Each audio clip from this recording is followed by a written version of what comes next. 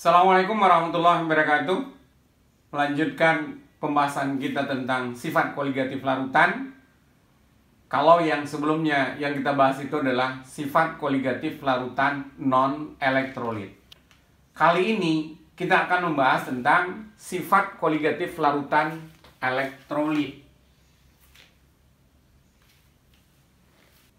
Zat elektrolit itu dalam air akan terionisasi menjadi ion-ionnya. Tentu ion ini akan menyebabkan jumlah partikelnya juga akan bertambah. Seperti yang kita tahu bahwa kalau NaCl itu akan terurai menjadi Na+ dan Cl-. Sementara urea itu tidak akan terurai, dia tetap dalam bentuk molekul. Karenanya dari segi jumlah partikel NaCl berarti jumlahnya nanti adalah satu partikel Na+ dan satu partikel Cl-. Dengan demikian ini akan menjadi dua buah partikel nantinya. Sementara kalau itu dalam berupa urea, maka dia partikelnya tetap satu dalam bentuk molekul. Karena itulah maka sifat koligatif larutan elektrolit itu akan lebih besar dibandingkan dengan larutan non-elektrolit dengan konsentrasi yang sama. Sekarang kita lanjutkan. Nah, tadi kan sifat koligatif itu kan ada 4, yaitu penurunan tekanan uap, penurunan titik beku, kenaikan titik didih, dan tekanan osmosis. Nah, di sini yang membedakan rumusnya adalah bahwa untuk zat elektrolit itu harus dikali dengan faktor Van Hoff, di mana I adalah faktor Van Hoff yang nilainya adalah 1 ditambah N dikurang 1 kali alfa, di mana N itu adalah jumlah partikelnya,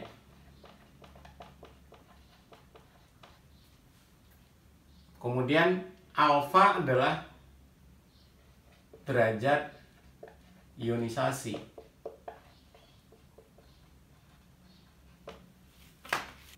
Biasanya untuk alfa ini nanti akan diketahui dari soal. Untuk elektrolit kuat, biasanya alfanya adalah berharga 1. Kalau untuk yang lainnya nanti akan diketahui jumlahnya. Maka dengan demikian,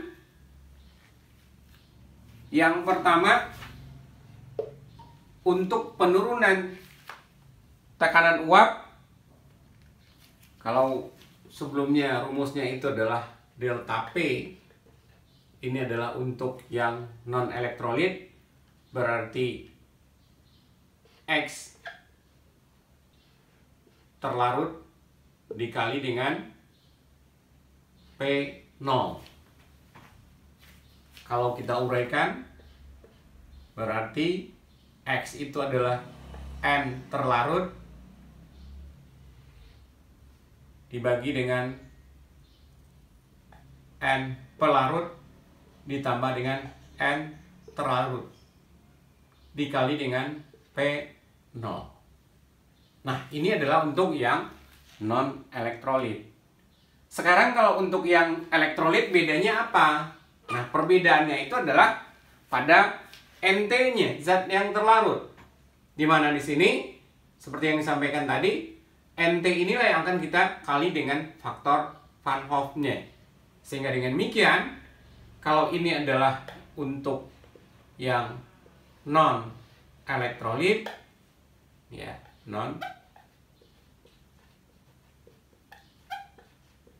Nah, kalau untuk yang elektrolit kita tinggal ganti atau kali ini NT-nya ini dengan faktor Van Hoff itu tadi. Sehingga delta P-nya adalah tentu NT dikali dengan 1 ditambah dengan N kurang 1 kali alfa, ini NP-nya ya, dibagi dengan, nah ini NP, jumlah mol pelarut, ditambah dengan NT kali 1 tambah N kurang 1 kali alfa. Baru inilah yang kita kali dengan P0-nya. Jadi perbedaannya itu terletak pada jumlah partikel zat terlarutnya. Karena I-nya itu adalah 1 ditambah N kurang 1 kali alfa. Boleh juga kita sederhanakan, berarti menjadi delta P sama dengan NT kali I ya, dikali dengan P0 dibagi dengan NP ditambah dengan NT kali I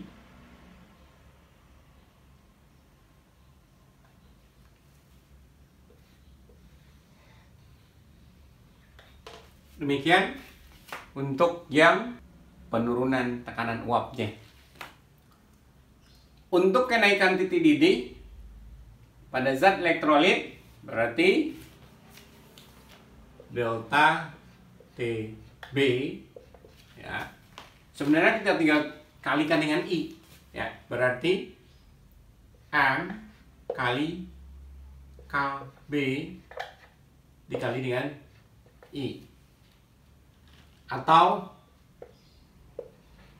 kalau mau lebih panjang berarti M kali KB kali 1 ditambah N dikurang 1 kali alfa. Gimana? Seperti biasa, N itu adalah jumlah partikelnya, alfa adalah jumlah zat yang terionisasi.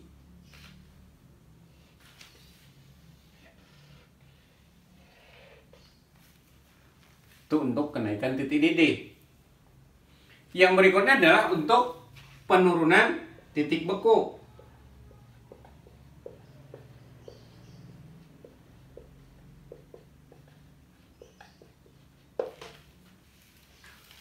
Untuk penurunan titik beku, maka delta TF sama dengan M kali KF kali I.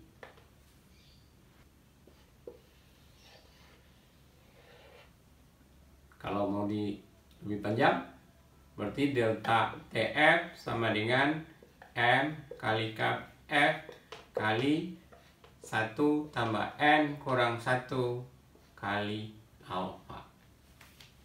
Untuk menghitung tekanan osmosis, P sama dengan M R T kali I.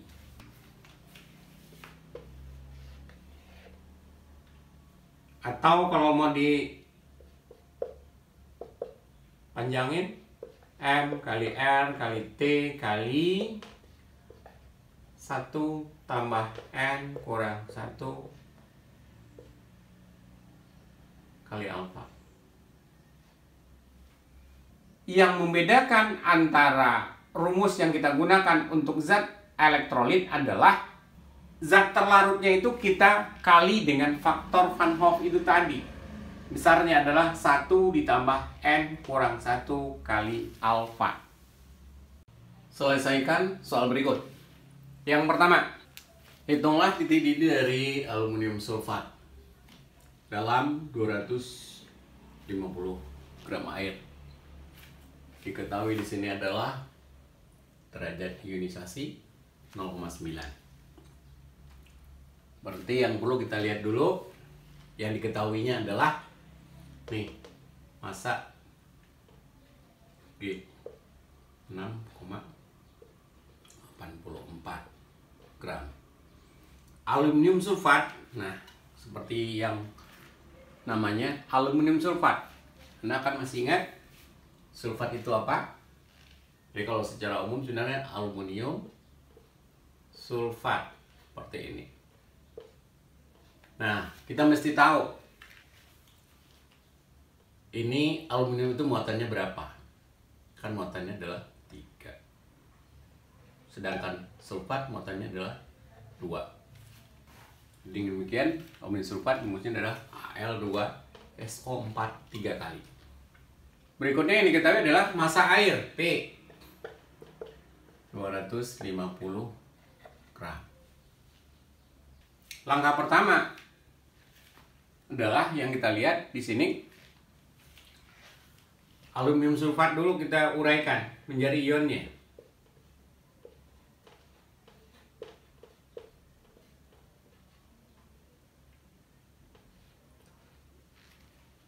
Tentu dia akan terurai jadi Al3+ dan SO4 2-. Ya, Al-nya ada berapa? 2. SO4-nya ada berapa? 3. Sehingga kalau secara keseluruhan kita perhatikan 2 kali 3 6, 3 kali 2 juga 6. Sehingga dia netral. Dengan demikian, berapakah N-nya? N-nya itu bisa dihitung dari sini. Kita jumlahkan. Yang demikian N-nya adalah 5. Nah, untuk lebih memudahkan, kita hitung juga I-nya. I sama dengan 1 ditambah N kurang 1 kali alfa. Sama dengan I-nya sama dengan N kurang 1. N-nya sekarang 5. Berarti 5 kurang 1 kali alfa 0,9 tadi. Nah, ini 0,9.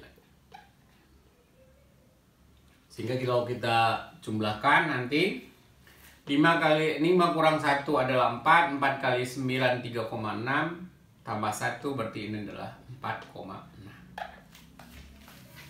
Sebaiknya kita hitung dulu biar tidak terlalu menyulitkan ketika kita menghitung. Baru kita hitung deltanya. Delta kenaikan titik-titik TB sama dengan M kali KB kali I. Kita pindah ke sini aja. M ini kita uraikan, berarti delta TB sama dengan M itu adalah massa dibagi dengan MR kali dengan 1000 per P kali dengan KB kali dengan I sama dengan massanya 6,84 gram per, ya MR nya setelah dihitung nanti adalah 342 per mol kali 1000 bagi 250 baru dikali dengan KB, ini 0,51, baru dikali dengan I yang sudah kita hitung tadi. Nih I-nya. Tinggal kita dapatkan. Oh ya, kita tulis dulu. Kali dengan 4,6. Mudahkan dulu, 1000 bagi 250 itu adalah 4. 2 per 100 kali 4 kali 0,1 kali 4,6. Sehingga kita dapatkan hasilnya adalah derajat Celcius. Nah, ini yang kita hitung baru deltanya, kenaikannya. Berapakah titik didihnya? Tempatnya tidak muat lagi. Sini kita tulis. Ya, titik didihnya tentu adalah 100 tambah 0,19 derajat Celcius, sehingga sama dengan 100,19 derajat Celcius. Demikian cara menghitungnya. Prinsipnya di sini cara menghitungnya mungkin agak sama. Perbedaannya adalah kita menghitung jumlah partikel dulu, baru menghitung I, Setelah I didapatkan, tinggal ditambahkan ke rumus yang sudah ada. Soal berikutnya adalah berapa gram NaCl yang harus dilarutkan dalam 200 gram air agar larutannya itu membeku pada suhu min 2 derajat Celcius. Kf-nya adalah 1,86,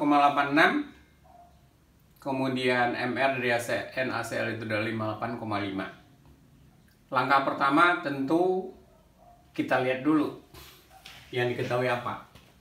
Sini P, pelarutnya sama dengan 200 gram, kemudian titik bekunya sebesar min 2 derajat Celcius. Karena di sini kita bisa menghitung deltanya, penurunannya berapa. Karena ini adalah pelarutnya air, berarti penurunannya adalah 0 dikurangi dengan min 2 derajat Celcius. Sama dengan 2 tentunya. Kemudian baru kita uraikan elektrolitnya, NaCl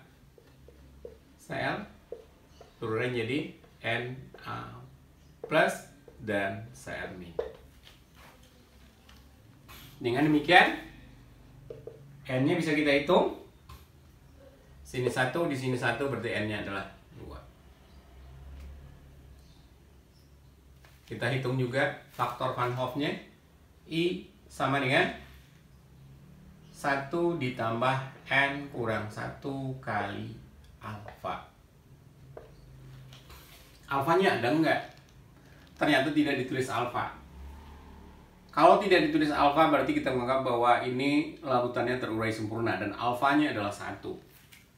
Sehingga I-nya adalah 1 ditambah N-nya adalah 2 dikurangi 1 dikali 1. Nah, kita akan dapatkan 2 kurang 1 adalah 1, kali 1 adalah 1, ditambah 1, 2. Jadi kita dapatkan I-nya nanti adalah 2. Ini yang kita akan gunakan nantinya. Baru selanjutnya kita menghitung delta TF sama dengan massa dibagi dengan Mr kali dengan 1000 bagi dengan P kali dengan Kf kali dengan I. Sehingga kita dapatkan nantinya hasilnya. Tentu kita substitusi dulu. Ini adalah 2, ini masih G, bagi dengan Mr, Mr-nya itu adalah 58,5 dikali 1000 dibagi dengan ini 200 dikali dengan Kf 1,86 kali dengan I 2. Sebenarnya kalau ini bisa disederhanakan karena angkanya sama kiri dan kanan, berarti ini jadi 1, bukan habis ya, jadi 1. Berarti dengan demikian kalau mencari G atau menghitung G itu aja sama dengan nih 58,5 dikali 200 dibagi dengan 1000 kali 1,86. Nah, ini kalau kita hitung G-nya itu adalah 6,30 gram. Jadi hasilnya adalah dengan melarutkan 6,30 gram NaCl ke dalam 200 gram air, maka titik bekunya menjadi -2. Selanjutnya, penurunan titik beku dari 24,5 gram H2SO4 atau asam sulfat dalam 250 gram air itu sama dengan 2,9 kali penurunan titik beku dari 75 gram urea. sini dalam 1250 gram air. Berapakah derajat ionisasi? Jadi intinya di sini, di satu sisi kita menghitung penurunan titik beku ini, ya, tapi alfanya tidak diketahui. Yang diketahui di sini adalah dia penurunannya itu adalah 2,9 kali penurunan titik beku. Sebenarnya ini bisa dihitung penurunannya berapa. Kita lihat. Untuk lebih permudah, MR-nya kita ketahui aja, H2SO4. Ini MR-nya adalah 98. Untuk urea ini adalah 60, biar lebih mudah. Berarti yang diketahui sekarang adalah ini masanya. Berarti G dari H2SO4. Ya. Dan larutnya 250 gram. Sementara kalau untuk yang urea, masanya adalah 75, pelarutnya adalah 1250. Jadi berarti penurunan titik beku dari H2SO4 itu adalah 2,9 kali dibandingkan dengan penurunan titik beku dari urea ini. Dengan demikian kita bisa menghitung, ya, karena ini adalah H2SO4, kita uraikan dulu H2SO4-nya, terurai jadi ion H2SO4. Terurai menjadi H+ dan SO4 bromin. Berarti dengan demikian, biar sama, ini 2, ini 1. Berarti dengan demikian, N-nya sama dengan 3.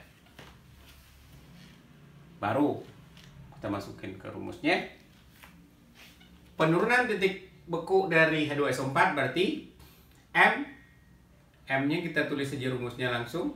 Berarti G per MR dikali dengan 1000 dibagi dengan P, ini baru M ya, dikali dengan KF dikali dengan I. Nah, I-nya di sini kita ganti dengan 1 ditambah N kurang 1, berarti kita bikin rumusnya dulu. N kurang 1 kali alfa sama dengan T sama G per MR kali 1000 per P kali KF. Ingat, ini harus 2,9 kali 2,9, ya. Dan ini kita dapatkan, kita substitusikan angka-angkanya. G-nya itu adalah yang ini 24,5 bagi dengan MR-nya yang ini 98 kali 1000 bagi ini P-nya 250 bagi 200 kali KF. KF itu berada pada dua sisi, berarti sebenarnya ini kita bisa jadikan 1 karena mengalir dengan hal yang sama, ya. Kemudian baru kali 1 tambah N-nya tadi adalah 3, berarti 3 kurang 1 kali alfa sama dengan G. Di sini G-nya adalah 75 dibagi dengan MR-nya. Ini MR dari urea 60 kali 1000 per P. Ini harga P-nya 1250 kali dengan 2,9. Nah, Anda lihat dan saksikan sini ya. 24 bagi 98. Ini adalah sama dengan 1/4. 100, maaf, ulangi. 1000 bagi 250 itu juga adalah 4. 4 dibagi 4 sisa 1. Berarti yang sisa ini aja nih. Berikutnya juga berarti kita tulis yang ini, berarti di sini berarti 1 tambah 3 kurang 1 adalah 2 kali alfa, 2 alfa. Sama dengan, perhatikan ya. Jadi 75 bagi 60 sama-sama dibagi 15. Berarti di sini kita dapatkan 4, ini 5. 1000 bagi 12,5 sama-sama dengan 250. Berarti di sini bagi 250 4. Bagi 250 5. Anda bisa lihat 5 bagi 5 1. 4 bagi 4 1. Sehingga hasilnya nanti 2,9. Kalau sudah seperti itu, maka berarti 2 alfa sama dengan 2,9 kurang 1. Berarti 2,9. Tempatnya tidak memungkinkan di sini, tapi pindah yang ini. Ya. Berarti alfanya adalah 1,9 per 2. Sama dengan 0,95.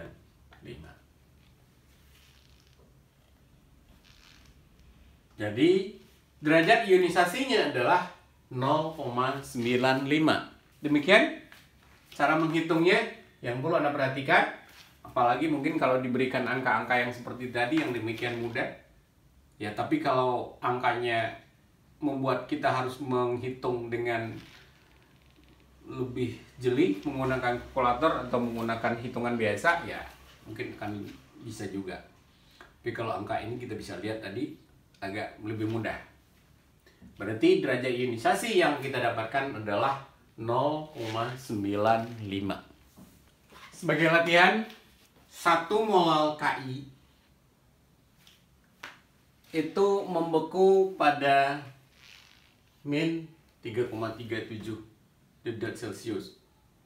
Jika Kf dari air itu adalah 1,86, hitung derajat ionisasi.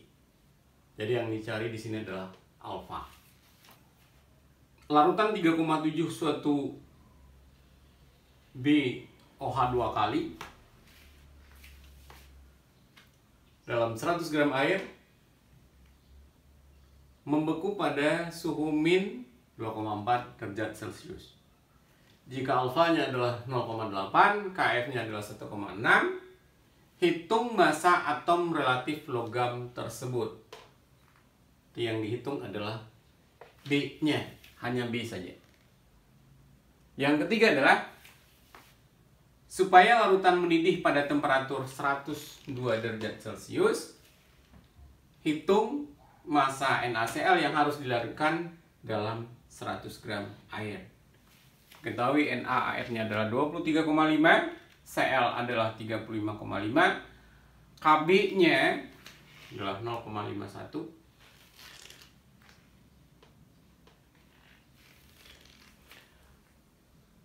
Demikian pembahasan kita kali ini untuk topik sifat koligatif larutan, khususnya di sini adalah larutan elektrolit.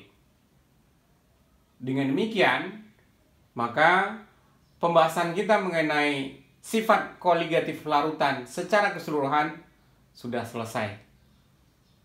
Karena itulah, sebelum kita tutup, kita ucapkan hamdalah alhamdulillahirabbil alamin. Assalamualaikum warahmatullahi wabarakatuh.